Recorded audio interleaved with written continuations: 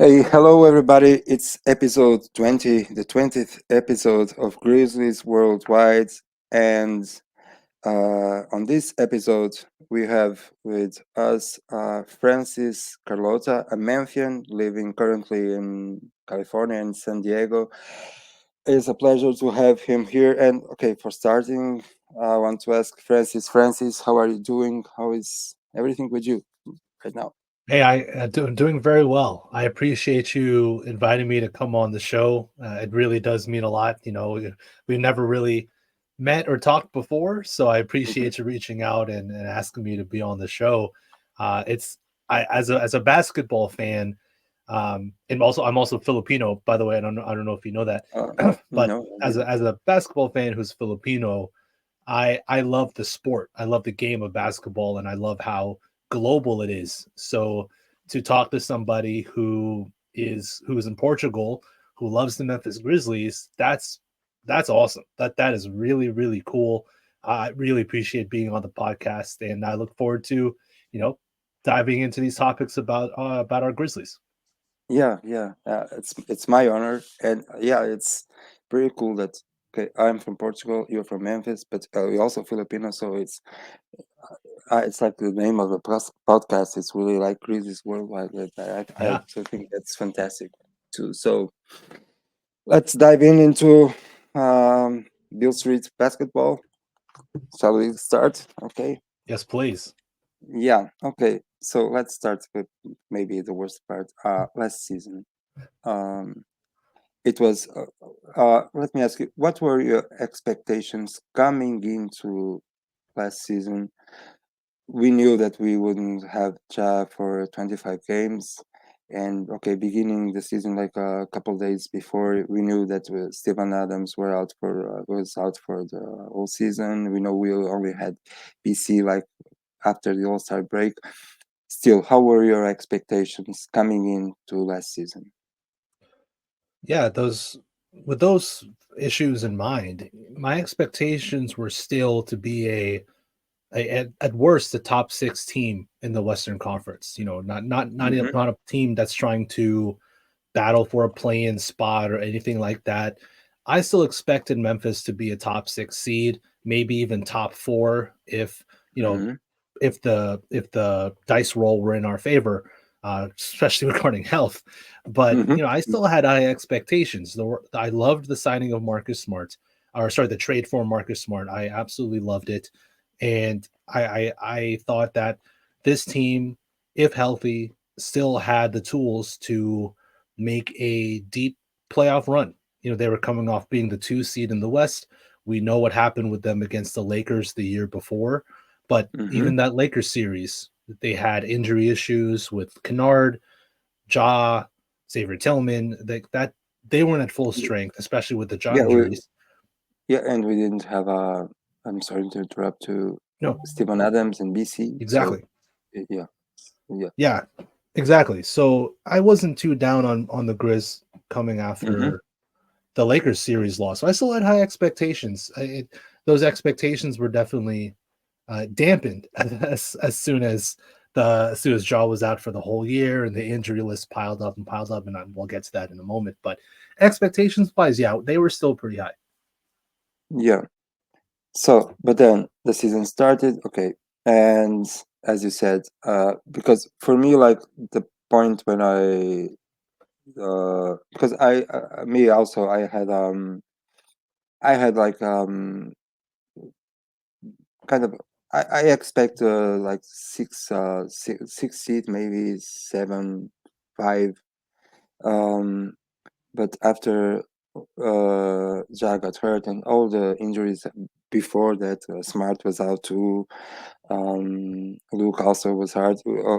As I told you also, um, Stephen Adams, we knew before there were a lot of injuries. But yeah, for me, the turning point was really when Ja was out, and still, and yeah, from that point on, I saw that the season was like in competitive terms, playoff playing was over. So there were a lot of injuries.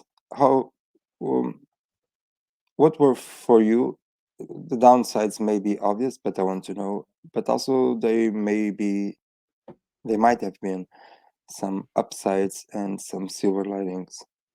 Yeah, Um, I guess I can start negative mhm, really first off, and also I said Saber Tillman before. I met Steven Adams, and I appreciate you correcting me on yeah, that. Um, okay.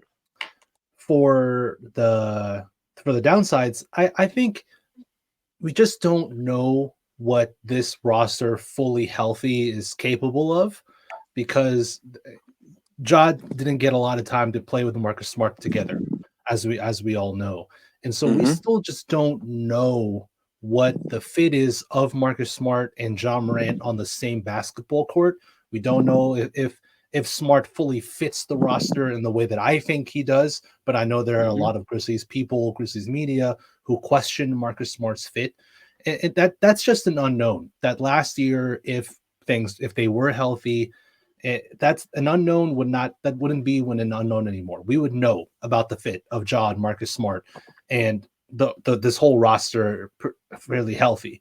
So now it's just we still have to figure it out what this team really is, what they're fully capable of, and with that uncertainty comes um, a little bit of scariness because we just don't know how this season's going to go. We don't know what this roster is fully capable of. So I think that's, for my mind, the biggest downside. But the upsides, though, well, Jaren mm-hmm, Jackson Jr. got time as the primary option on the team. He mm-hmm. never got that time before. Yeah. Sure, John Morant missed time in the past, but Jaren didn't have a long period of time as being the number one guy, and he got that. And I think that was really important for him in his development as a basketball player. Because obviously this is still John Morant's team, but Mm-hmm, Jaren is supposed to be the number two option, maybe tied with Desmond Bain. But really, mm-hmm, Jaren's the guy with John Morant, and I think it was really important to see him get primary touches, be the primary focal point of an offense, along with always being the anchor on the defense. And then another thing too is look at what Memphis's defensive rating last season was. They were 12th in defensive rating last year. And look, listeners, everybody, tuning into the show, 12th is pretty solid. You're in the top uh-huh, half of the NBA with with all those injury issues that we are all aware of. To finish 12th in defensive rating when you're putting out different lineups almost every night with full yeah. of a bunch of bench guys, G League players, what have you, that's very impressive. It's a testament to the culture that Taylor Jenkins and the front office and the Grizzlies have instilled on this team, on this roster. So I have no question in my mind that for this season, Memphis will be a top five defensive rating team. I no question in my mind. Maybe top three, maybe even have the best defense in the NBA because that you look at the roster top to bottom, it's full of incredible defensive players. And Mm-hmm. knowing the culture that this team has, I think uh, it's reasonable to have high expectations defensively. So yeah, looking at how last season finished, 12th in defensive rating, I think that's definitely an upside. Yeah, yeah, I agree.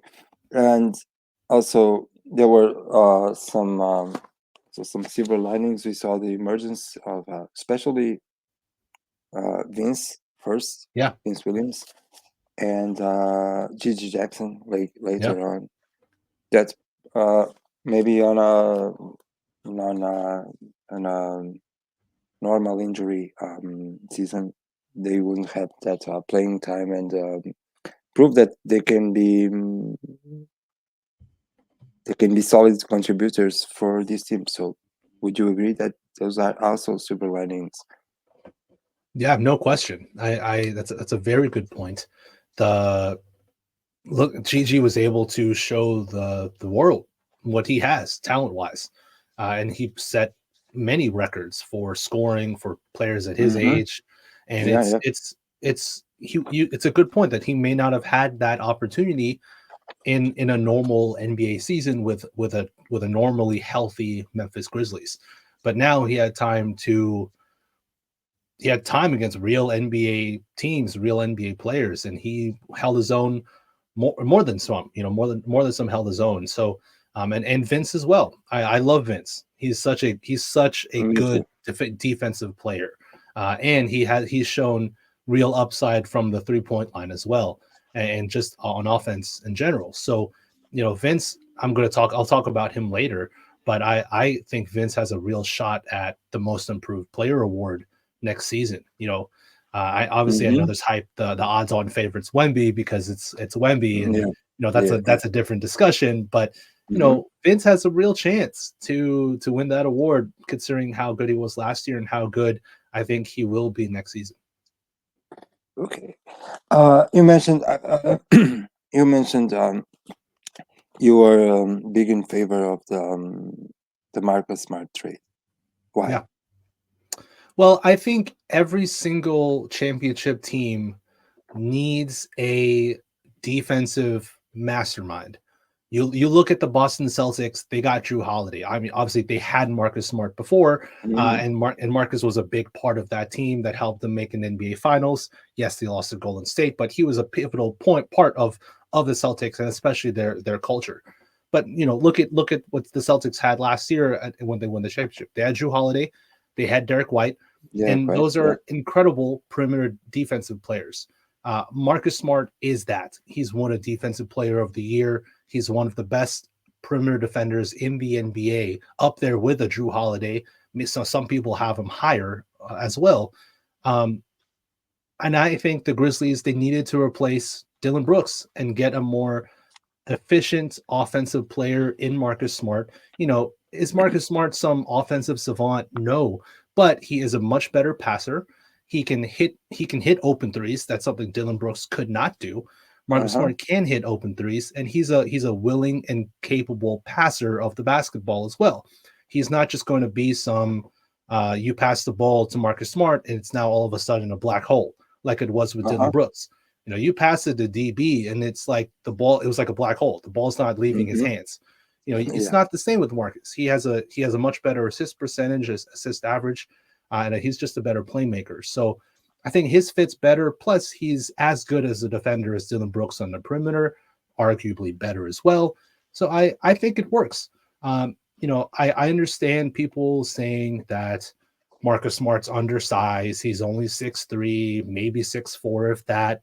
But that to me is such a lazy thing to argue. Tony Allen was only 6'3", 6'4". Marcus, Drew Mhm. Holiday is only 6'2", 6'3". Like that's just Uh-huh. such, in my opinion, that's a lazy thing to bring up. He's just a very, very talented defender that I think has real value on the Memphis Grizzlies.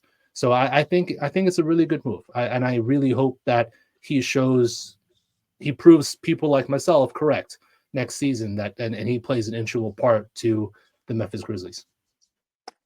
Since you brought up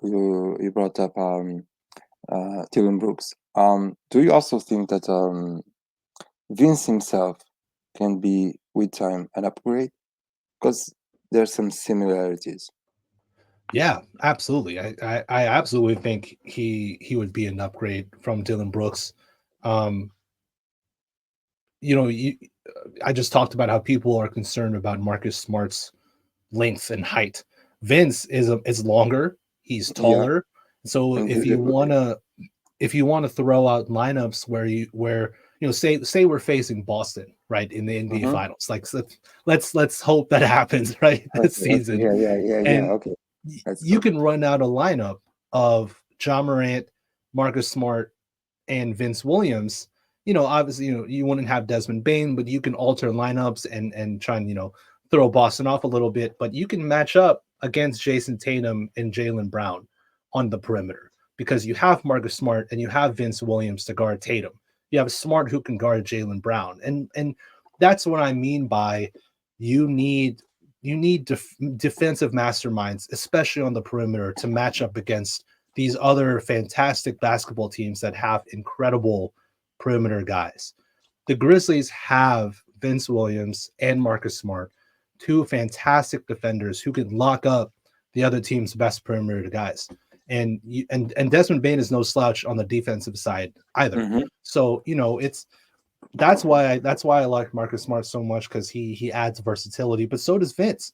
Vince adds more versatility to the lineups, and he adds more offense than Dylan Brooks did as well. So, um, yeah, I like it a lot. I like Vince a lot. I think he definitely could be an upgrade. Yeah. Okay.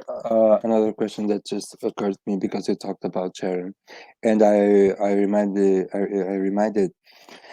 one thing that Brandon was here on the last podcast, and he told me, I think I'm trying to quote him. It says, I think Ja is the best player, but Jaren is the most important player because of his versatility, defense, offense. Would you agree with this?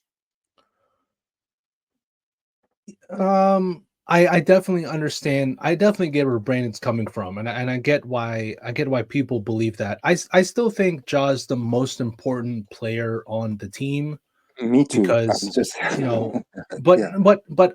but that's not to say, Brandon still has a very good point. Jaren Jackson Jr. is still insanely important to this basketball team, because without Jaren, you lose a defensive player of the year, a Hmm. versatile offensive player as well, and that's a big deal. Like the Grizzlies need Jaren to be healthy. They need him to be really the best version of himself if they're going to win an NBA title. I think we know with John Morant what he is when fully healthy. When fully Yeah. healthy, John Morant is a top 10 player at worst in the NBA. Period. Hmm. Like that's who he is at worst. When Jaren Jackson Jr., we don't even know what he is when he's at his best. We don't know. And I think that's maybe the overall sentiment, that Jaren is more important, because Jaren at his peak is so important to this team. If the Grizzlies win an NBA title next season, that's because Jaren Jackson, I mean, obviously a litany of other reasons as well, but Of it'll course. be because Jaren Jackson Jr. had one of the best seasons, if not the best season of his career. Mm. Because the Grizzlies need him to be a two-way dynamo, to be Yeah. like an Anthony Davis for the Grizzlies on the offensive side and the defensive side. Jaren, I think, especially next season with adding Edey, Jaren can go back to his role of that free safety type roamer on the defensive side, Hmm. Hmm. where he excelled when he won the Defensive Player of the Year next to Steven Adams, where he just erased everything at the rim, was able to properly predict doubles, predict passes, and get also a high amount of steals. I think now with Zach Edey, and we'll talk about Edey later, I think that allows Jaren to be that role again. And I think defensively, we'll see Jaren back to being at Defensive Player of the Year levels that he was at 2 years ago. Yeah. We're going to Edie real soon. Just one last question about Sharon. Yeah. Jaren, okay, there was some conversation. Jaren, the five, that's really not an issue. Would you agree? That's not really a question. I think Could you Jaren say your playing the five, say your question again? Jaren playing Ah, the five yeah, I position. Yeah, I like I pers- for stretches of game maybe, but it's not his best role. Yeah, I do agree that Jaren, right now in his career, his best role is not being the five for extended periods of time, just because he hasn't. He just hasn't shown it that he can be the five for 30 minutes a game. Could he Hmm. be the five for 12 to 15 minutes a game? Sure. I think he very well can. You put him next to Brandon Clark, and we know how good Jaron Hmm. Jackson Jr. and Brandon Clark lineups are together. They're Yeah. amazing. They're through the roof. They're on offense and defense and rebounding. Um, so I think you can still run him out there as the five for spurts in the game, but I think right now, not to say that Jaren could never be a five, like be the starting center, but right now I do not think that's his best role. Yeah, and okay, moving from that, we move to the draft, and we draft Edey with a 5, of course. Um, were you surprised that we draft Edey? There was this thing going on, Klingon, Edey. Were Yeah. you on some kind of these trains? Were you not? Were you? How were you on this? And how were you on this before the draft? And how did you feel when we picked Edey at the 9 pick? Yeah, but before the draft, I was higher on Klingon than Edey just because of defense. Purely defense was why I was higher on Klingon. Klingon showed more in college that he's more NBA ready on the defensive side than Edey did in college. So that's why I was more on the Klingon train Mm-hmm. than going for Edey. But that's not to say I was never I was never someone that thought Edey will never make it in the NBA. I was never super down on him. Whenever I would talk to people about Edey, I would say, yeah, I think he'll be a good NBA player. I don't think he's going to be some, like a Taco Fall type guy who's just big to be big. Edey has real skill, especially on offense. I just worried about his foot speed and rim protection because, again, he wasn't great at it in college, not at the level Klingon was. So when Klingon got drafted, I think most of me thought that the Grizzlies would go a different direction than drafting Edey, especially that high. So when they Yeah, drafted him, I was a little surprised. I definitely, me no too. BS. I was a Me little too. Yeah, surprised. me too. I'm not gonna lie, me too. Me too. Yeah. So, I was a little surprised, but then, I wasn't upset. Some people were upset for whatever reason, but I wasn't upset because, this is still Zach Kleiman fitting the MO of drafting for need. And apparently they loved Zach Edey. They've liked him for a very long Yeah, time. yeah. Edey said They've been that scouting Klingon him even for years. Yeah. right that Kleiman had been scouting him for years, even when he was at IMG. Like, if that's true, which I have no reason to believe it's not, then they must have done their homework with Edey and felt very comfortable drafting him there. Which, I mean, obviously they had to have been because they did. So, I know basketball, basketball, but we don't know basketball at the level that they do. So I'll trust them. I'll Yeah, yeah, trust their yeah, yeah, for intel. sure. I'll trust their scouting. I'll trust the work that they've put in hours and hours and hours on end. So if they were comfortable drafting Edey and he does clearly fit a need for the Grizzlies, then I'm Mm-hmm. cool with it too. Maybe they could have gone for a wing, but I understand why you wouldn't draft a wing, especially at 9, because there's already a lot of wings on the roster. So, I get it. Like, could they have traded down to draft Zach Edey? Maybe. Who knows? Maybe. But Mm-hmm. I was okay with it, especially once I started to think about it more, watch more of his highlights, and then especially after seeing him even for a brief amount of time in summer league, I think he's going to be really good. I mean, he's the odds-on favorite to win Rookie of the Year. That's Yeah, yeah. that's saying something. Vegas rarely gets these betting props wrong because it's Vegas. So Mhm. they must see it. They must see it too that Edey will be a really good fit on the Grizzlies, and I think he is a really good fit, knowing how good of a rebounder he is, lob finisher. He has an offensive post game as well, and he showed more flashes of better foot speed and rim protection in summer league. So I have hopes. I have high hopes for him on the defensive side as well. And I love the videos of him working out with John Morant. Yeah, I saw that. Shout to shot by Nye going on Shot the by No night. Bluffing Yeah. podcast. Shout Mm-hmm. out to that and everyone at that podcast. Um, if John Edey are like our bros now and are close, that's dangerous. Like Yeah, yeah, that can get lethal, between yeah. those two and that pick and roll, the amount of space that Edey will be able to generate for John Morant going downhill. Edey as a lob finisher, we know how good of a passer John Morant is. I mean, it could be a 1-2 punch made in heaven. So, yeah, I looking back, I'm definitely higher on it now than I was when it happened, and I have high hopes for Edey in a Grizzlies uniform.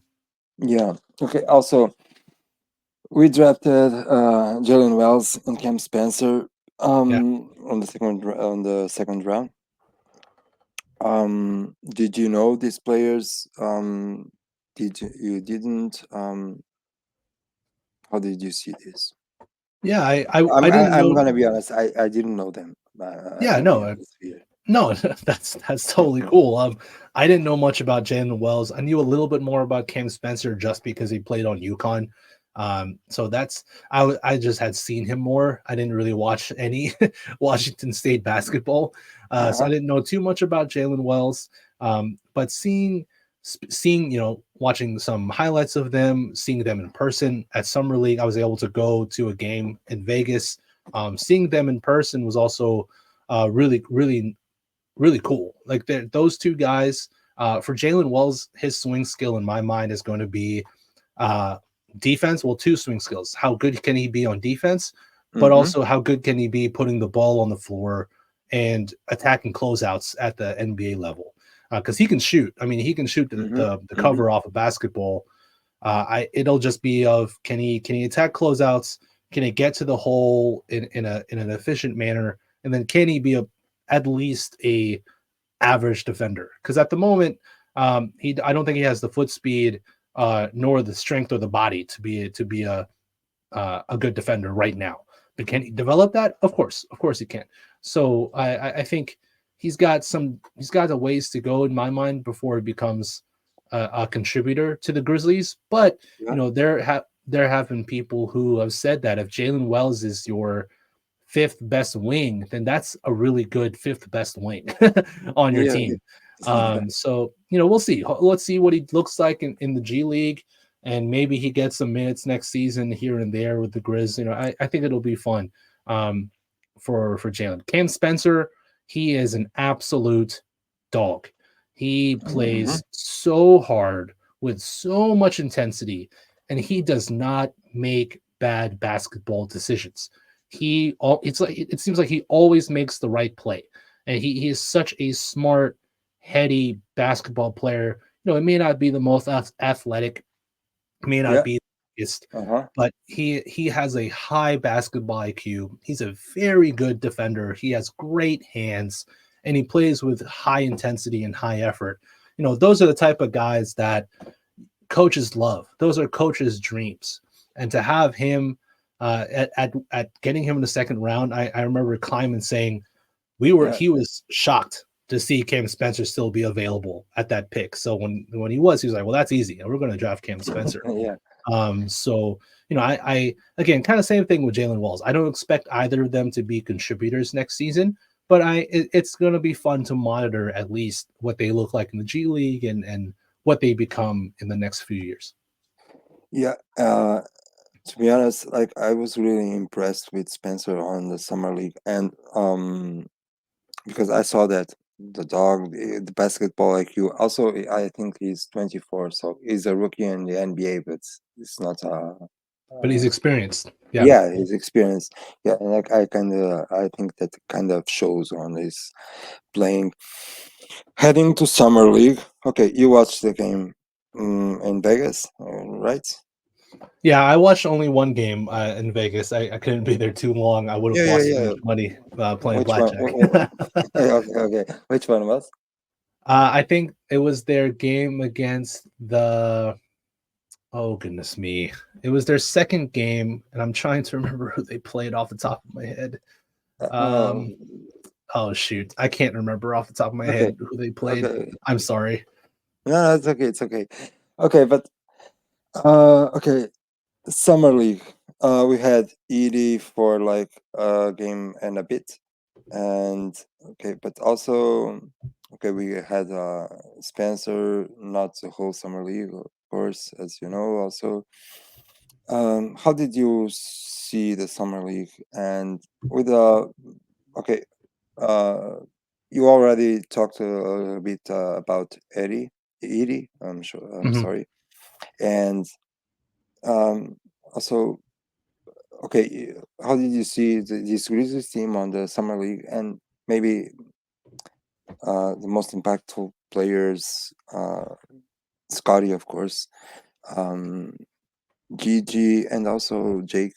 How did you see the summer league in general, the Grizzlies into the summer league in general, and these players, Scotty, Yeah. Gigi, and Jake.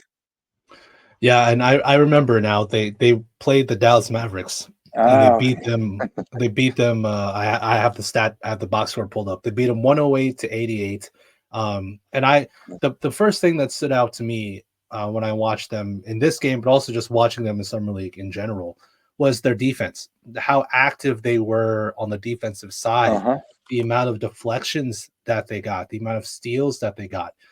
They were it was incredible. Every time they would be on defense and the other side would try and drive to the hole, get 2 feet in the paint.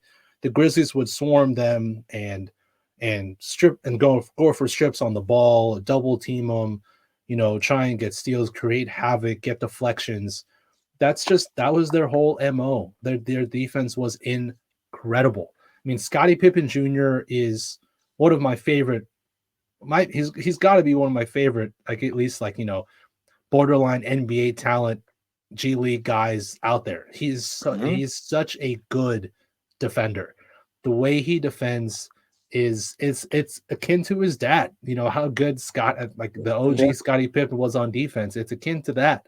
His instincts are very very impressive. His foot speed, the way he predicts what the guy's guarding is going to do.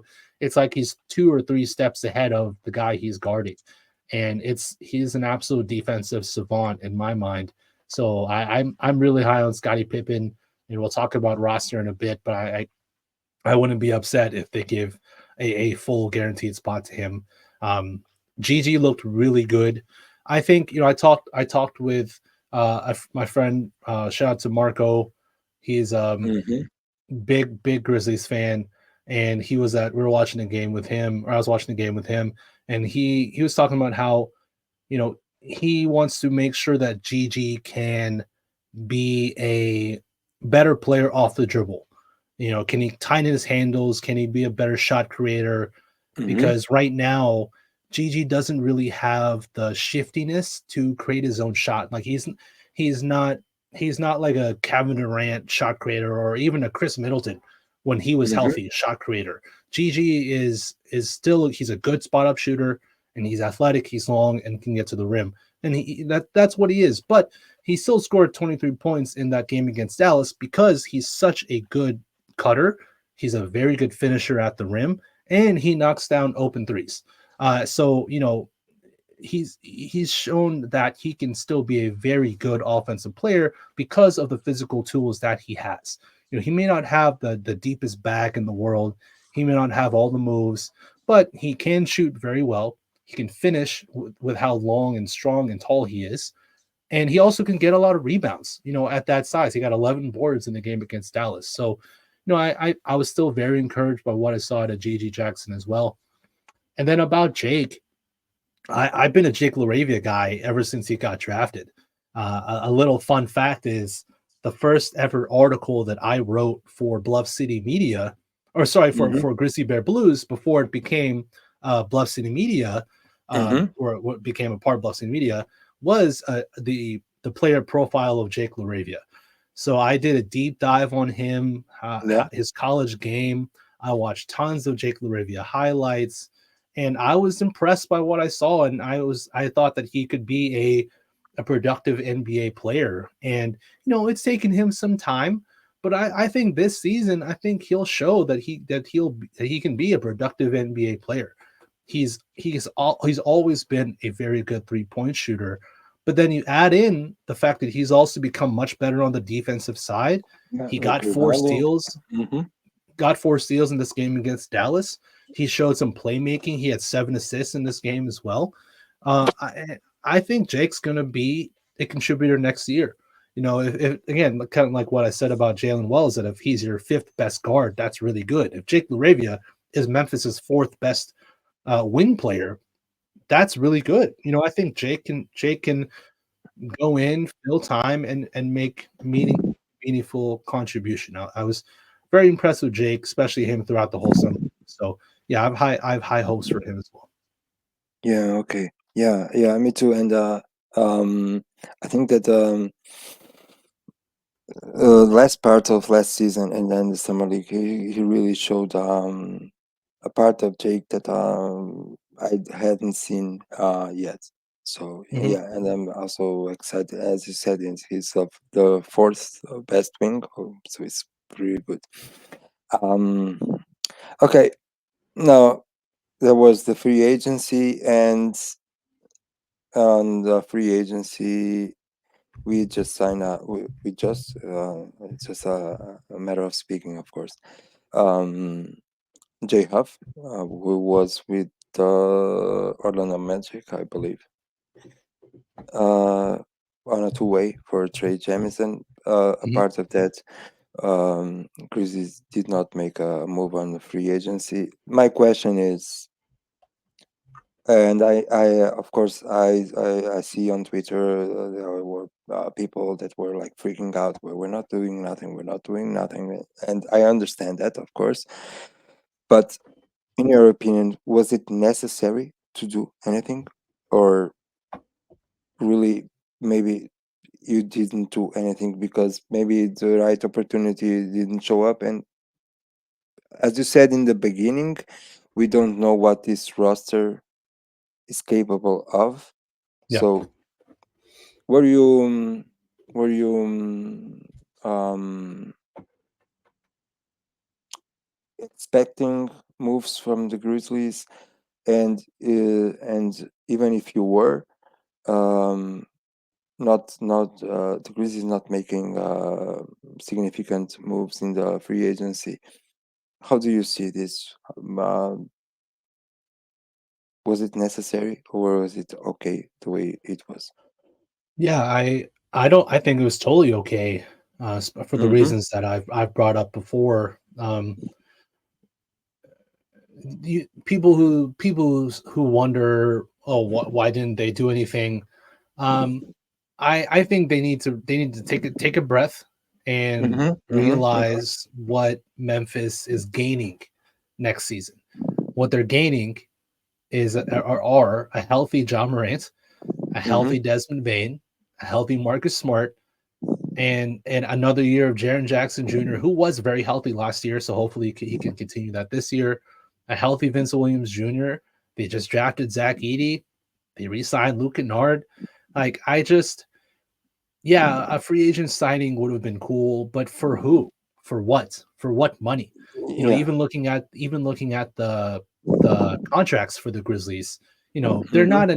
they're not pushing the second apron or anything, but with the way the new CBA's worked, the Grizzlies, they don't have the financial flexibility to go get a guy who's worth like $80 million over 4 years.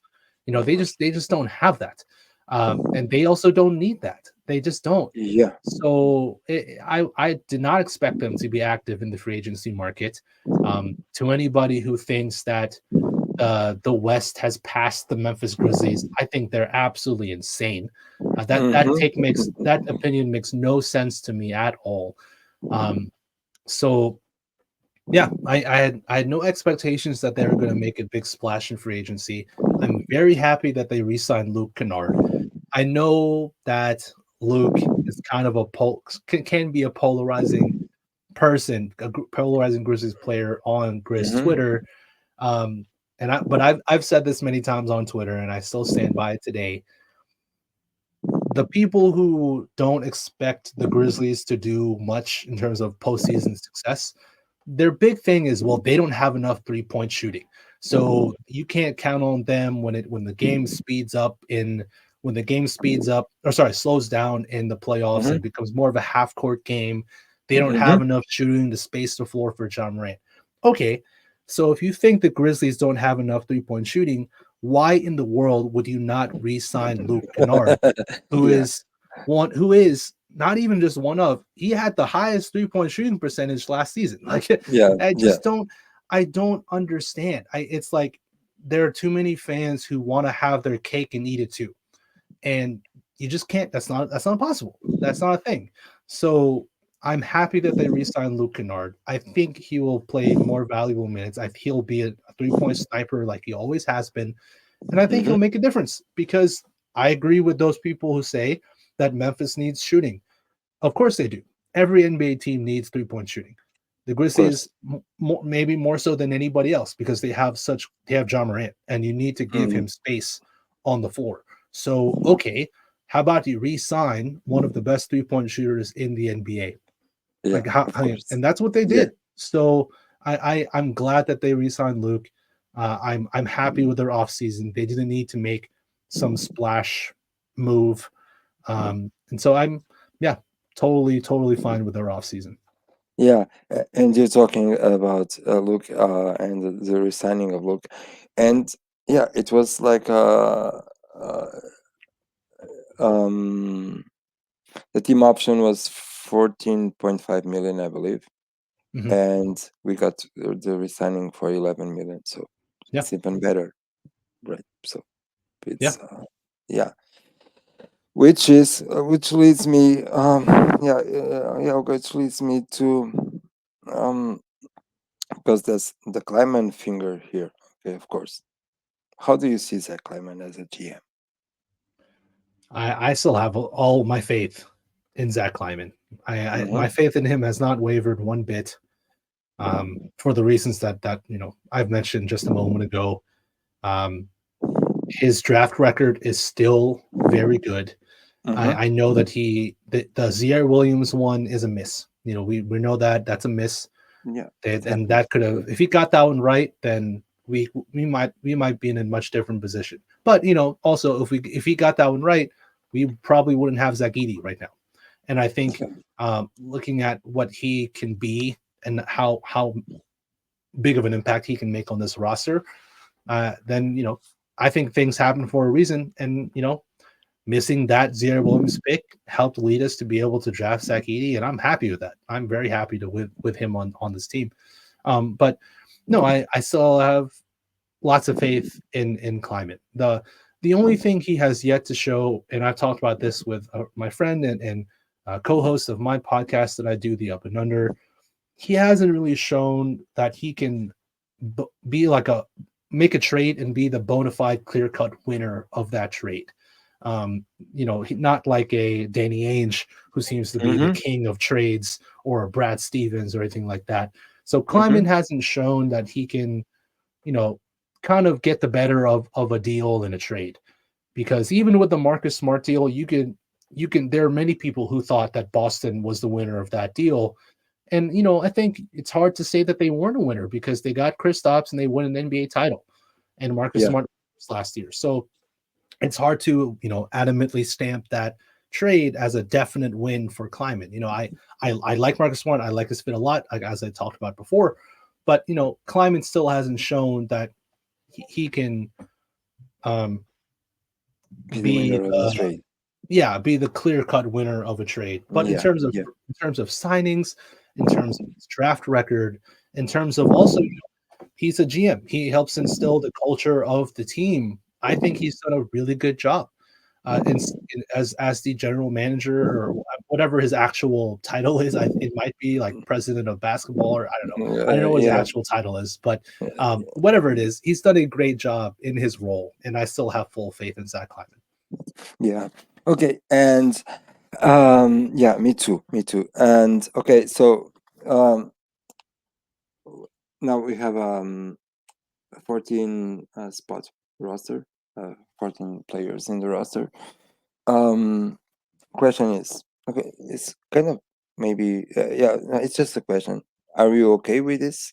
Because we leave an open spot. Because okay, this leads to another question. Because there are people that say that maybe we should get back Lamar. Uh, People say that we should keep the open spot uh, open. Let's say like this. For moves on the trade deadline in February. Um, and also it brings up the question also some people also say that 15th spot should be to Scottie Pippen because he's on a two-way. He should be on a standard. Mixing all this. First question, is the 14-man roster okay for you? Yeah, it's totally okay with me. It's not something I'm going to lose sleep over about the Grizzlies or have any Mm-hmm. worries. If they Mm-hmm. don't fill it, It gives them a little bit of flexibility in terms of, if they do want to make a trade at some point Mm-hmm. during the year, it gives them a little flexibility to take on an extra contract, take on an extra guy, if they need to flip, for whatever reason. Say Marcus Smart does not pan out for whatever XYZ reason, and Okay, they want to okay. flip him, then you can take in an extra player and add him to the roster, and hopefully he can be a contributor as well. So, I don't think it's nothing that I have huge concerns over. Um, what I prefer that they do with the extra roster spot is to sign Scottie Pippen Jr. That is my preference, because Okay. looking at the backup point guard situation, I love Derrick Rose. He's one of my childhood Mm-hmm. idols. Being from Memphis, being a Tigers fan, he means so much to me because of what he did as a Memphis Tiger, and how much he meant to the city. But let's be real. He's not a valuable NBA player anymore just because he can't be healthy for Mm-hmm. a sustained period of time, and he doesn't have the Mm-hmm. burst that he used to. It's just, at this stage in his career, he is what he is. And then for people to say, well, Marcus Smart is your backup point guard, well, uh, okay, that may be fine in theory, but he's gonna want to start games. One, so he's gonna want to start games. That's number one. Number two, if he does come off the bench, it wouldn't necessarily be in a backup point guard role. Like he might take minutes from. He might replace Desmond Bain.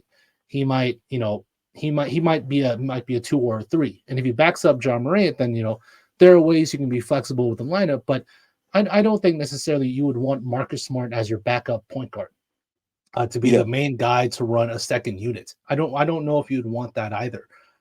So I like would I would prefer Pippen. Yeah, I would right. prefer.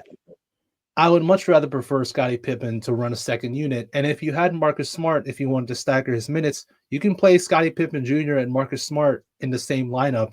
And oh my God, imagine how Yeah, the demonic that defense. would be on defense. Yeah, That yeah, I would was be thinking that. they would raise hell, on opposing second units, like if they were in the Yeah, same lineup. So yeah. I just think Scottie Pippen Jr. He's shown how good he is. He should have been Summer League MVP. He Hmm. wasn't, because then Yeah, that for sure. makes no sense, but he should have been. And then he also showed it last year when he got time playing with the Grizzlies. He's shown that he Yeah, is a good NBA player. So, yeah, I would love to force Scottie Pippen to get that roster spot, um, and that would be my preference. yeah. Okay, one could argue that on a two-way, you can still use him like for it's 50 games on a regular Right. season, and then you can convert to a standard. And of course, if you want Pippen to go into the playoffs, of course, he has to be on a standard contract. So Yeah. maybe from a business standpoint, it would be make some sense just for now keep him on a two-way and later on move on. Um, Sure. Yeah, sure. That um, definitely, financially, business wise, that's definitely a reasonable thing to do as well. Keep make sure that the Grizzlies still have that flexibility with the open roster spot.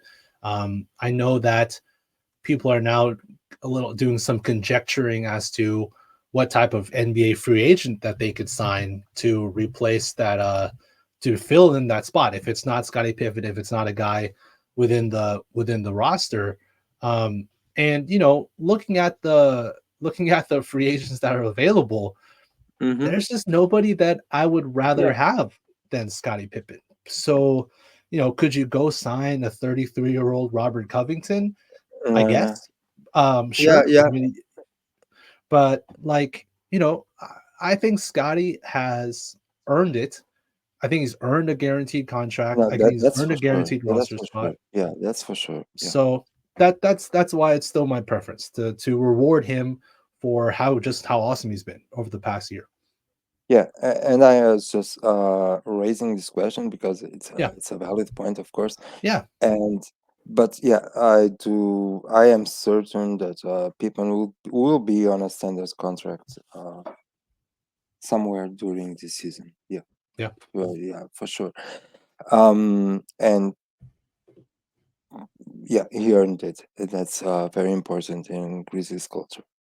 Um, so now moving on, I'm going to ask you um, your three favorite Grizzlies players, and could you start, please, like the third, the second, and the first, and a brief explanation why. Sure. So I should have asked you this I should have asked you this before. Do you mean favorite of all time, or do you mean of current Grizz players Favorites of all time. of all time? Okay, okay, of all time. So in third, I'll go Mike Conley. Mm-hmm. Um, Mike was, I think he was underappreciated for the Grizzlies. His nickname was Captain Clutch for a reason, but I still think for somehow he was underappreciated. He hit so many big shots. He was such a good defender as well. And you talk about undersized. Mike Conley isn't the biggest guard. He's 6'1", if that. Pretty Uh-huh. skinny, and not the strongest guy in the world. But he was a good defender because he was a very crafty. The way he guarded was super crafty. He predicted very well what the other person was going to do. He had great hands. He got a lot of steals. So he had definitely good value on the defensive side, along with being a one of the best floor generals in the past 20 years. Just straight up floor generals, passing, scoring. He could do it all on the offensive side, and he played so hard. He played with so much intensity, so much heart. Think about the game where he had the messed up eye, and he had to wear the Uh-huh. mask in the playoffs against Golden State, and he had one of his best games ever, and that was just Mike Conley to a T. So I would put him. I put him number three on my list. Um, Okay. Number two of all time, I'll go Ja, number two of all time. That's Mm-hmm. no shade to other members of the grit and grind era. I'm not going to say who because that'll give away who I have first, but not shade to any of those grit and grind era guys. But it's Ja Morant. We're talking about Yeah. Ja Morant. He is a global superstar. That's what he is. Mm-hmm. He is transcendent. He is somebody that, as a Grizzlies fan, I never thought the Grizzlies would have a player like him, Yeah. somebody who could draw a global audience because of just how electric he is on a basketball court. That's just not who I thought the Grizzlies would ever have, but they do. They have one of the most athletic players in the history of basketball. That's what the Grizzlies have, and he's a phenomenal passer. He's improving his jump shot, his mid range game, his 3-point shot as well. He's already just an insane athlete, especially going downhill. But he also has a Mm-hmm. fantastic layup package. He's just a hell of a finisher at the rim. Now, besides just dunking on people, he also has a very, very good layup package. He's such a good finisher, very crafty. You saw it in his game winner against the Pelicans in his first game back, the way he was Yeah. able to adjust his shot midair from the right to the left Mm-hmm. and was Mm-hmm. able to predict where his defenders were going to contest. Like it's so Crafty. good. Yeah. He's Yeah. in he's absolutely incredible. And I cannot wait to see what he does this season because he's going to shut up so many idiots who are doubting John Morant, and I'm so here for it. I'm so here for it. Yeah. I'm Yeah. so ready for him to shut idiots down and be a bona fide top 10, maybe even top 5 player in the NBA next year. So yeah, I'll go with John Morant. Okay. Um, Number two. Before you Go ahead. Go before ahead. okay, but before you go to number one, people are sleeping on Ja, aren't they? Yeah, they are. It's Yeah, it's crazy. um They I mean, forgot. recency bias is a thing, right, man? Like it's a thing. Recency bias will never go away, Uh-huh. and we haven't seen Ja in a while play at the level that we're accustomed to seeing. You just Mm-hmm. saw Jalen Brunson go ballistic for the Knicks. You saw Tyrese Halliburton make an Eastern Conference Final. You see the NBA Olympic team, and you see Steph and Drew Holiday and Devin Mm-hmm. Booker and Edwards. Recency bias is always going to be a thing. But hey, man, look, that's fine by me. If people want to sleep on John Morant, cool. Yeah, That's cool. just that's just Yeah. more that's just more wood to the fire for Ja. Yeah. And Yeah. I'm just so excited for this season. Yeah. Yeah. Okay. So number one. Number one, this might be a little controversial, Go but ahead. this is just my personal number one. Of course. Mine's Marc Gasol. Uh-huh. And now, and I know that means I've left Sewell off my list, and I know I love Zach Randolph. Please, Grizzlies fans, don't think I have anything against Zach Randolph. I love Zebo. I love what he meant. I know what he means to Memphis, to the city. Me personally, I have to go with Mark. And part of it's because he went to Lausanne Collegiate School, which is where I went to elementary school Oh up yeah. until sixth grade. He was there when I was in, I think when I was in first grade or kindergarten. Marc Gasol was winning state championships for Lausanne. And his basketball coach in high school, Jason Peters, he was my professor at Memphis University School, which is where I went to high school. So I left Lausanne, went to Memphis Mm-hmm. University School, and Yeah. Jason Peters, who coached Marc Gasol, was my history professor. And Cool. I love Coach Peters. He's a great guy. We were very close in high school. He's a very good man. So like I have like a pseudo connection to Mark. Mm-hmm. Mm-hmm. uh, Yeah, I yeah. met him as I remember giving him a high five when I was a kid in the library of Lausanne. But I've never interacted with him other than that. But otherwise, like I have just like a small pseudo personal connection to Marc Gasol. And then in terms of just a basketball player, I love his game. I love the way he played the game of basketball. He was he was Nikola Jokic before Nikola Jokic. Yeah. In terms of a Yeah. passer, Marc Gasol's feel for the game as a passer at that size, it's one of the best of all time. Like you can put Jokic, the elder Sabonis, the dad of Demontis. I'm forgetting Yeah. Yeah. Yeah. Arvydas Sabonis. Arvydas Obvious. Sabonis. Um, you think about those three as like bigs with insane feel, and Marc Gasol is up there because the way he played the game was an absolute savant. So smooth. Offensively, he hit clutch shots for the Grizzlies. He hit game winners for Memphis. He hit game tying shots. Like I think about the shot that he hit against San Antonio in the regular season. Mm-hmm. He hit a step through bank three. He stepped through against Tim Duncan, hit a bank three, and sent the game to overtime. And then he hit a game winner against it was either I think it was against San Antonio. Is it San Antonio or Portland? No, I think it was the Spurs. It's a game winner against the Spurs in the playoffs. And Mm-hmm. like he hit also game winning shot against the Clippers when he did the McGregor walk after hitting the game winner. Like he had the clutch gene on offense, and then defensively, he won a defensive player of the year. And Yeah. in at a time where LeBron James was at his peak of basketball talent playing for Miami. Mm-hmm. Won defensive player of the year. And I know people are gonna be like, oh, blah, blah, blah. He didn't deserve it. Well, you clearly didn't watch him play basketball if you think he didn't deserve defensive player of the year. What he did to anchor that defense at such an incredibly high level and impact the game, it was second to none. I mean, I love Mark. He just seems also like such an incredible human being. I would Yeah. love Yeah. love Yeah. Yeah. just a conversation with him. Um, so yeah, I gotta go, Mark. No disrespect to Tony Allen, no disrespect to Zach Randolph. Both of those guys mean the world to the Grizzlies, and they are why the Grizzlies are the Grizzlies today. So no shade to them at Of all. course. That's just my personal three favorite Grizz players of all time. What are yours? Yeah. Okay. Mine. Um, I started to watch it more recently. So, my third would be um. I'm okay. My third would be Jaren. Yeah.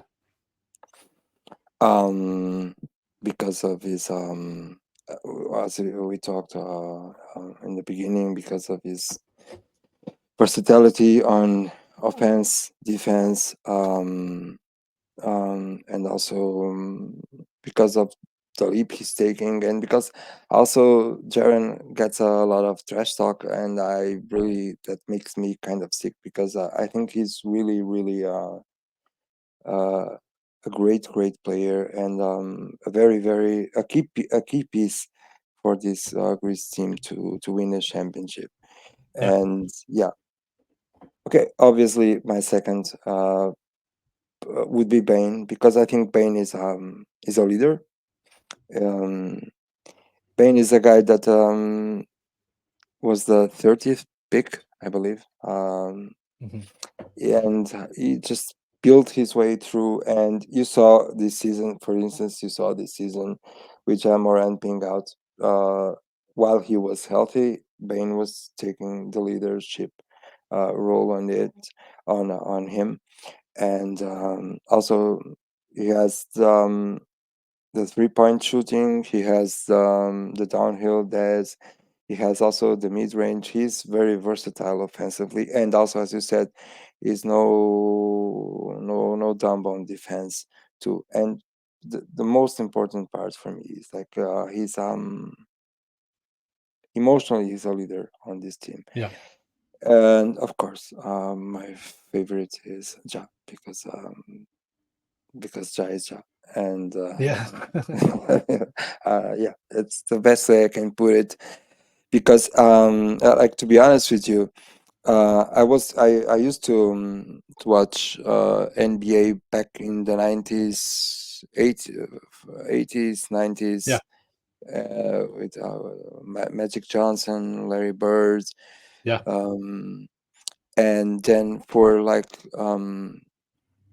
maybe 20 years or something, I I used to watch some NBA, but I was not that connected. And like I think it was like 3 years ago, yeah, probably 3 years ago, I started to get a little bit more connected again. And I was not a Grizzlies fan at the time. I was not any team's fan. I was just watching for watching because I like basketball. I played basketball. I Mhm. played basketball when I was younger, and I remember this game. It was the Bulls against the Grizzlies, and I was watching this game because I had some bet on points on the Rosen or something, and I Yeah. was watching, and I really didn't knew the players on the other team, which was the Grizzlies, and I started to watch like in the third quarter or beginning the fourth quarter to see like the points from the Rosen, and I was stunned by watching this guy that then I searched and I it was Jamorant, and I was Jamorant made me fell in love with basketball again. That's That's the best beautiful. way I can put it. So yeah, it's my number one. Yeah, and probably will be forever. Yeah. Yeah. I just got goosebumps. That's beautiful. Yeah, yeah, yeah, yeah. That really is that's really cool. Yeah, you made me fall in love with basketball again. Yeah. So okay, non-Greece, like okay, two current players Current that so you current players, not yeah favorite, non-Grizz current players. Okay. yeah.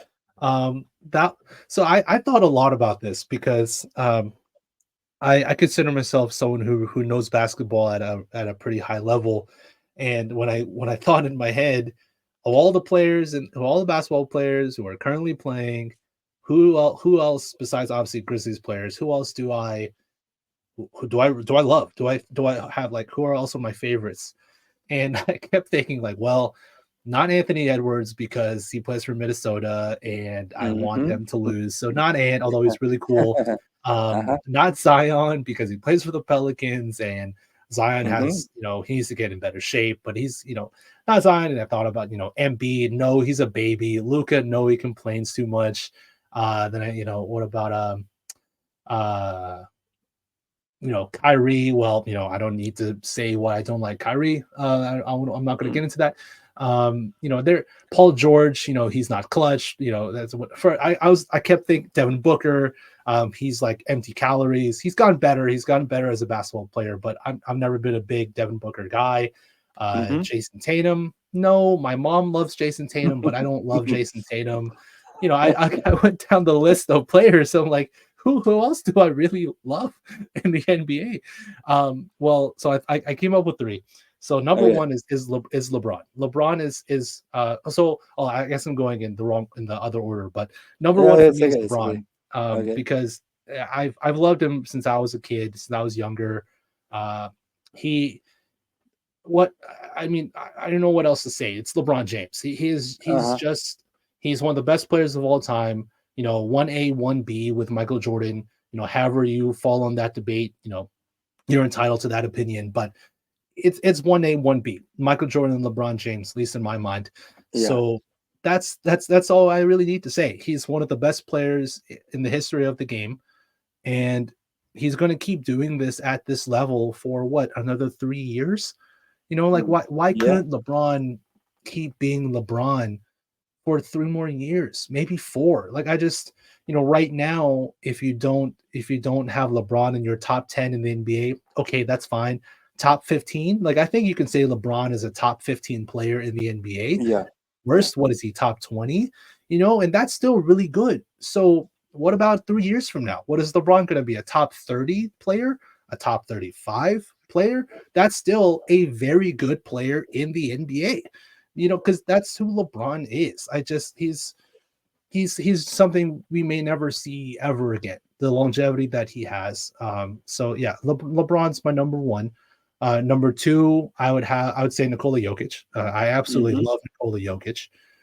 As you can tell with me putting Marc Gasol as my one before, Yeah. Yeah. I love Yeah. I love big men who have incredible feel for the game.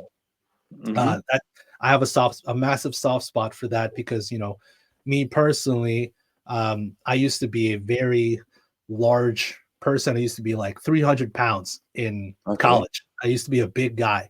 Uh-huh. Now I'm not. I've lost weight, thankfully. But I used to be like a really large guy. But I still love playing basketball. I played basketball all the time, and people always would underestimate me or doubt me as a basketball player just because I was a big guy. But I'd prove them wrong because I had good feel for the game. I was a good passer. I can shoot, and I could play the game of basketball even though I didn't look like I could play the game of basketball. You can say the same thing about Jokic. If you looked at Jokic. Nikola Jokic and you've never seen him before, basketball player is not the first thing that'll come to your mind. That's No, just no, no, no, no. that's just not it. No, no, no, no. So, and I love that. I love that about Jokic. And then when you see him play, his feel for the game of basketball second to none. He's the MVP. He's the best player in the world. I mean, what else can you say? I love Nikola Jokic. So he's number two for me. And then number three, I would go number three, Giannis. Giannis Antetokounmpo would be my third favorite player. I love how versatile and dynamic he is. He's Mm-hmm. an absolute physical specimen at basically 7 feet tall and just pure muscle. He's an absolute specimen. He's almost impossible to stop going downhill, and he's a good passer. He's a good passer at his size and a generational level defender. And he seems like a really good guy. His story coming out of Yeah, yeah, Greece yeah, yeah. is In is Greece. Yeah. beautiful. It's a beautiful story from where he's come from to what he is now. I love his story, and he represents what I think the game of basketball is about. Basketball is a global game, as I talked about at the beginning, and Giannis is the embodiment of that.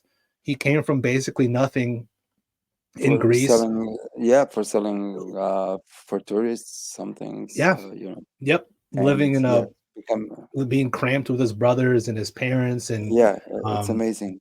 Yeah. it's beautiful. His Yeah, it's story is beautiful. Yeah. absolutely beautiful. So I would have Giannis as my third favorite non-Grizzly player. Okay. Okay, that's fair. That's fair. You want Yeah, to know you? mine? Yes, please. Because we have like two in common. Okay. Yeah. Yeah. My third also is Giannis. Is Giannis. Yeah. I'm not going to put LeBron in here because Okay. I respect LeBron a lot because of course like you said it's a 1A 1B with Michael Jordan, but Yeah. okay, but like chemistry thing. Okay, Yeah. yeah, my third is the same as you, is Giannis, uh because of all the things that you said also.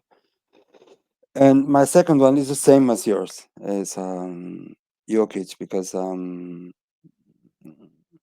I just love the way that, okay, as you said, you look at him, he doesn't look like a basketball player. And I Yeah. saw a picture on the Olympics like a month ago or something. Uh, He was shirtless and he had a beer belly. So, but yeah. he can play basketball because he's Yeah. has the feel for the game. Yeah. So, Yeah. yeah, I just love him. His IQ. I just love, because I love a player that is intelligent, that knows how to read the game, to understand the game, and basically make things easier for the whole team, for themselves, and for the whole team. And of course, he is the MVP. He was 2 years ago. I think that probably he should have been also the year he was not. But okay, yeah. Yeah. And Well, okay, the first one you don't like. So the first one is Doncic for me. Yeah, he cries a lot, but okay. yeah, but I gotta be honest with you. I just love the man. I just love Yeah. him. I think yeah, it's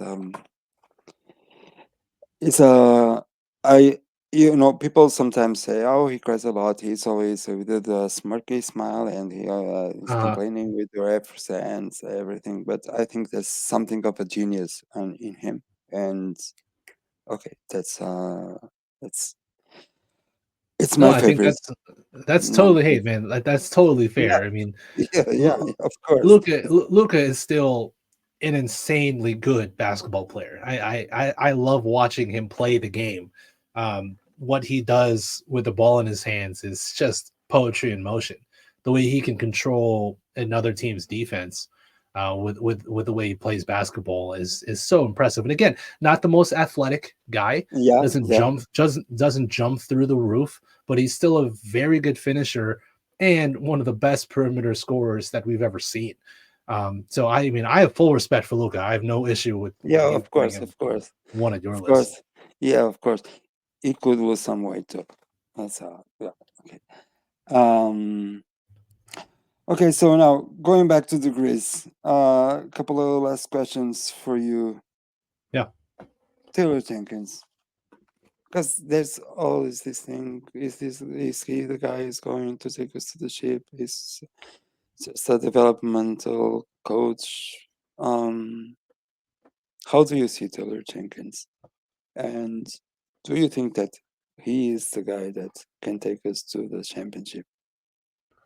I'll put it this way: I don't see a reason to not think he can take the Mm-hmm. Grizzlies to an NBA championship yet. I don't see a reason not to believe that. You know, you're like, well, he hasn't won a championship up to this point. Well, like, well, come on, like, Yeah, come yeah, on. of That's course. that's a Yeah. that's a stupid thing to say. There are Mm-hmm. a multitude of reasons why the Grizzlies have to win a championship, and it's not because of Taylor Jenkins. Like, he is not why the Grizzlies have not won an NBA title. If anything, he's done a great job as a developmental coach, instilling a culture, instilling a toughness, instilling a incredible mindset that these players have when they're on the floor. Again, like I said last season, 12th in defensive net rating with that roster. Come on, like, and that's has so much to do with Taylor Jenkins as a head coach. Mm-hmm. He did he did honestly a pretty dang good job with his team, with the tools that he had. Like, it was an impressive coaching job. So no, there was no reason for me not to think he can lead the Grizzlies to a championship. But I will say, and I've said this before on other podcasts, um, this year, if the Grizzlies are, a play-in type team, kind of floundering a little bit, they're not as good as you and I, as many people expect. They're Mm-hmm. hovering around 7 or 8 seed, maybe even bottom play-in. Then I think, and the Grizzlies are healthy, right? The Grizzlies stay Yeah, healthy. yeah, of There course. aren't injury issues, but the results aren't there. Then will have no issue questioning Taylor Jenkins. No issue whatsoever, because then he has no excuse. Then there's no reason to give him the benefit of the doubt. If this team is fully healthy And this man is the head coach of this fully healthy Memphis Grizzlies team, and they are floundering at near the bottom of the Western Conference when we have expectations of them being a top 4 seed. Then that's a problem. Then we should have real conversations about what to do with Taylor Jenkins. But until then, I'm cool. He hasn't given me any reason to doubt him, so that's how I feel about TJ. Yeah. Okay. How? What do you think is like? The the least um um like what do you expect, like the minimum that the Grizzlies should do next season, like staying Yeah. healthy? What's like the minimum ceiling for them, acceptable ceiling, of course? Yeah, I think the I guess the floor for the Grizzlies if they're fully healthy would be the a 6 seed. Not being a Uh-huh. playing team is for me their floor if they're fully healthy. Obviously, Mm-hmm. if they're not, then that's a totally different discussion. But if they are Of course. healthy to a good degree, I think the floor is 6 seed in the West. I think their ceiling is a 1 seed in the Western Conference. I really believe that.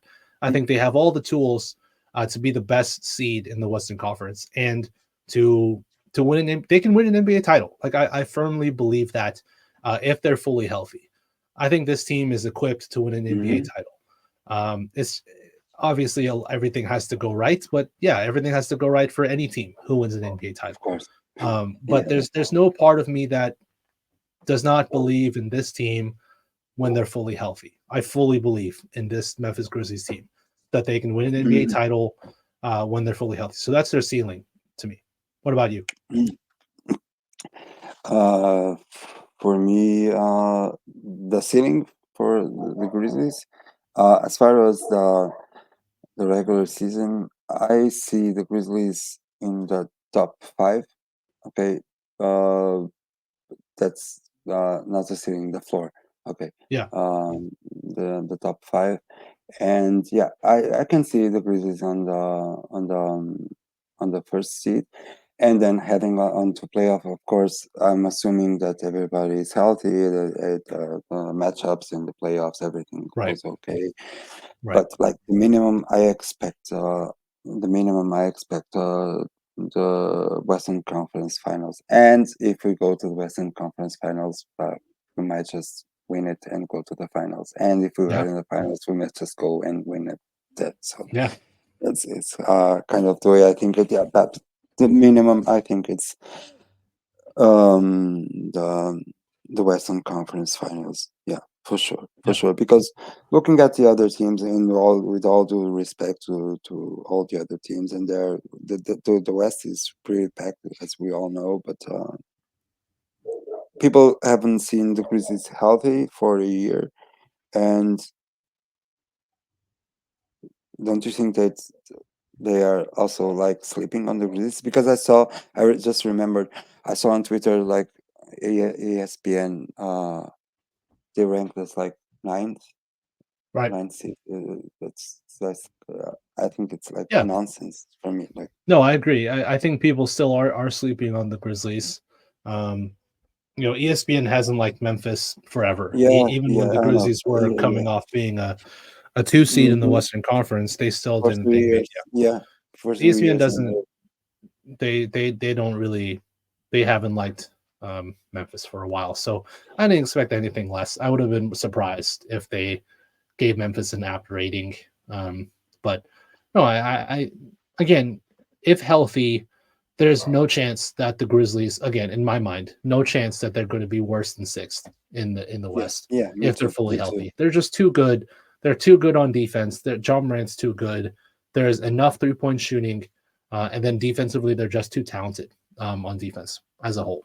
Yeah, So and that's yeah, yeah, and as for ESPN, you can stay on that side. Okay, yeah, so yeah, yes, they can. okay, yeah, they can stay on that side. My last question to you. You were born in Memphis. You were a Memphian. You're Filipino also. Okay, now you Mhm. live in San Diego. How is it to be? a Grizzlies fan in California, because in California you have like Lakers, Warriors, Kings. How is it? How do you feel? Mm, Uh, yeah, that's a good I, question. I think if I lived in a city with a basketball team, I think I would feel more um maybe not exiled. Exiled is too strong of a word. Maybe maybe hmm secluded or excluded from the basketball crowd. Especially if I lived in LA, like the Lakers fans, they don't like John Morant. They don't Yeah, I like the know. Grizzlies. hmm Um, Kings fans too, probably Warriors fans for sure, don't like the Yeah. Grizzlies. So I feel like the vitriol would be higher if I lived in one of those cities. But being in San Diego, where there isn't a basketball team, um, frankly, I don't think San Diego has a great basketball culture. I think I mean, it's kind of there, but it's not a great basketball town. But the basketball fans that I have met in San Diego, they're all from different cities. They're all fans of different teams. Like I've met New York Knicks fans. I've met um, Phoenix Suns fans. I've met Lakers fans. I've met Dallas Mavericks fans. Like I've met fans of different so many different teams because San Diego, a lot of people moved to the city, um, and so it hasn't been any like negative experience being a Grizzlies fan out here. The only thing I will say about being in San Diego is just that it's just not a big basketball culture. Uh-huh. So I've made some good friends who do love the game of basketball, and that's awesome. I'm very appreciative of that. Um, but no, I don't. It's just different being a Grizzlies fan in San Diego because Yeah. it's there's not that many of us out here. There's Yeah. not that. I have a friend of mine from college, uh, hmm who who actually is originally from San Diego, so he moved back to where he's from. But we went to he was a year above me in college. Shout out to Weston Bray. So he's a Grizzlies fan just like me because he went to Rhodes College in Memphis.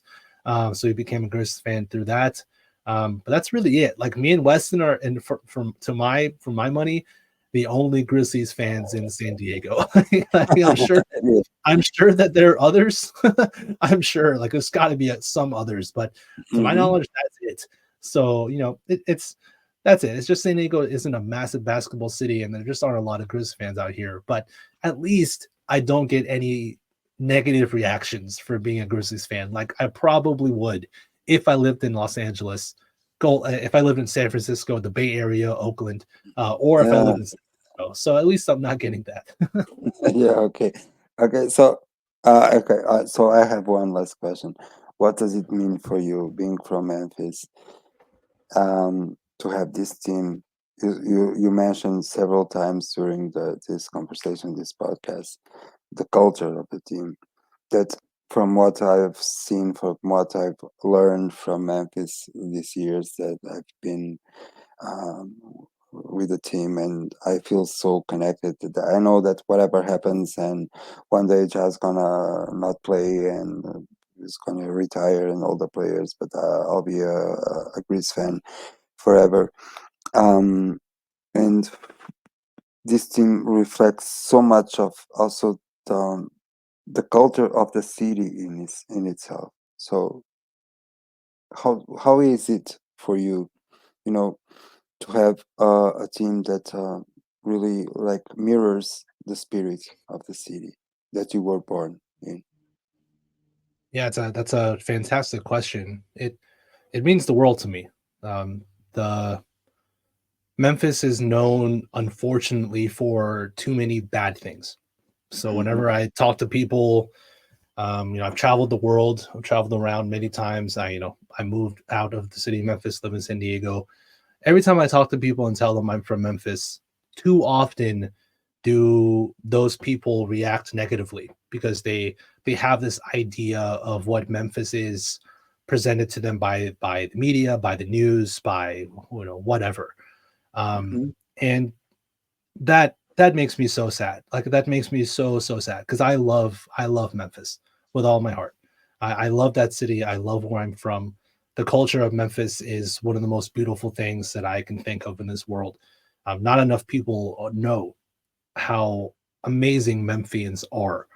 how great of a group of people that Memphians are, Mhm. how Mhm. loyal Memphians are to each other, how they'll always look out for their own. And to see the Grizzlies embody that culture, to see the Memphis Tigers, their sports programs embody that culture. But especially, let's be real, especially the Grizzlies, because it's a professional team, it's a global Mhm. brand, being part of the NBA. So to see the Grizzlies embrace that beauty that Memphis has within its city, within its people, and to see them just ball out, play really well, it means so much to me because let's be real, for many people across the world, the only thing they'll know about Memphis from now on it would be the Grizzlies because of Mhm. because of because of basketball, because of John Morant, because of how good this team was, is, and can be in the future. Um, and so the better the Grizzlies play, the better the city of Memphis looks in the eyes of people across the world. And that in and of itself means the world to me because I want everyone to love Memphis. That's obviously not the case for a litany of reasons. But the better the Grizz play, the more positivity that they can create, the better for the city. That's also why it was so sad. The whole John Morant thing with Mhm. the guns and everything, Yeah. that whole scenario, and like I could go on a tirade about that whole thing for forever. But that whole situation was just it just created all that negativity. For some people would tie it to the city of Memphis, like, well, if John Morant didn't play in Memphis, this wouldn't have been an issue. I'm like, that is an absolutely ridiculous thing to Yeah. say. Yeah. That's absurd. But that was way too common of an idea. Mhm. So I would love for the Grizzlies um, to be amazing next season. They don't even have to win an NBA title, but to be a real contender next season, to Yeah. make a Western Conference final, to maybe make an NBA finals.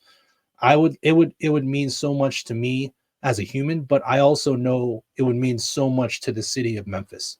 So I want them to do well, not just for me, but for all Memphians, for all Memphis who live in other parts of the world, for all Grizzlies fans across the world, such as yourself.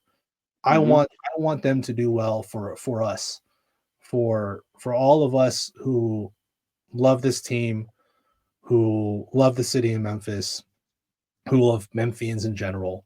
That's why I want the Grizzlies to do well. And the team means a lot to me, and it means a lot to the city. So I hope for nothing but the best, not just this season, but going forward, of course. Going forward, of course. Yeah. And me too. Not being, of course, uh, being a Memphis, but I was in Memphis once, like 30 years ago, because Oh wow, uh, yeah, it was like something that was not supposed to happen because I was on a trip to the Caribbean, and there was I had planes to catch in the US, and yeah, there's one plane that was supposed to go to Miami but got delayed, and I had to stay overnight in Memphis. I was 19 at the time, so it was 30 years ago. I'm 49, so. And at the time, I could. There was not even the Grizzlies in Memphis.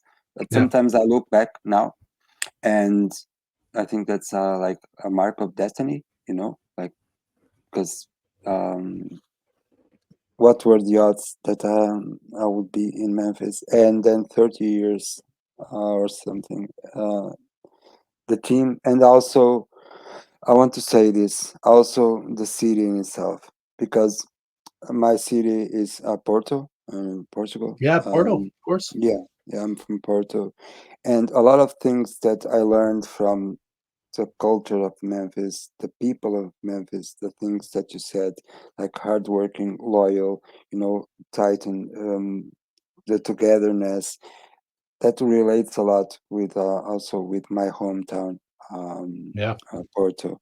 So yeah, I just fell in love with the right basketball team because it was so easy to fall in love with the city also because it relates so much with my own hometown.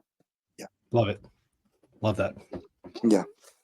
Well, brother, it was really awesome talking to you. I want to thank you um, for your availability and just for just for this wonderful conversation we had. And okay, enjoy. It's good weather now in California. It's always is, Yeah, right? it's Yeah, it's pretty yeah, good, especially in San Diego. yeah. It's pretty Okay. good, but no, yeah, thank you so much. Like I said at the start, I very much appreciate you having me on, and I hope we can do this again. Yeah, Because yeah, I'm for sure.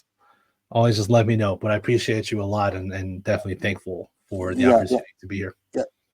Two more things. One, yeah, of course, if you want, of course, coming up the season, like October, November, I'm gonna do another series of podcasts, and of course, I'm gonna ask you to join in, and I will be honored if you come back again and we talk about the season, what's going on, all that stuff that will be going on at um, at that time. And the second thing, you mentioned that you had a podcast. You want to say the podcast? Yeah, Sure. Yeah, yeah, sure. please. Um, my podcast is The Up and Under. You can find Okay. us on Spotify, Apple Podcasts as well. Mm-hmm. We actually just put out a new episode this morning. Mm-hmm. I recorded it yesterday with Omar Zaran from Off the Ball Network. That one's an NBA podcast, so it's not Grizzlies centered, but we definitely Mm-hmm. still talk about the Grizz when appropriate. But we do it. It's an NBA podcast, and I just have me just chopping it up with some awesome people who love basketball and are very knowledgeable about the sport. So yeah, please go check it out. Find us on Spotify, Apple Podcast. You can find the podcast on Twitter. Go follow the Twitter page. Up and Under Podcast One is the Twitter page, and then you can find me on Twitter at Slugga Sports SLUGGA Sports, and you can find my writing for Bluff City Media. I also host Tigers Live, the Memphis Tigers post game basketball show for Bluff City Media, so you can check me out there as well. But yeah, thank you again for the opportunity. I really appreciate it. No, it is my honor, and once again, thank you for being in. Okay, and yeah, I'm gonna check all the podcast and all the things that you said right now. I'm gonna check it. Okay, once Thank you. again, Francis, it was really a pleasure to have you here, and you'll be back soon. I hope. Okay, I'm going to ask you, so you're going to be back soon. Sounds Okay. good. So everybody that was listening, it was a really pleasure to have Francis here. Hope you all enjoy this conversation and Jesus, keep following us. Episode 21 will be coming up soon, and so stay good, you all.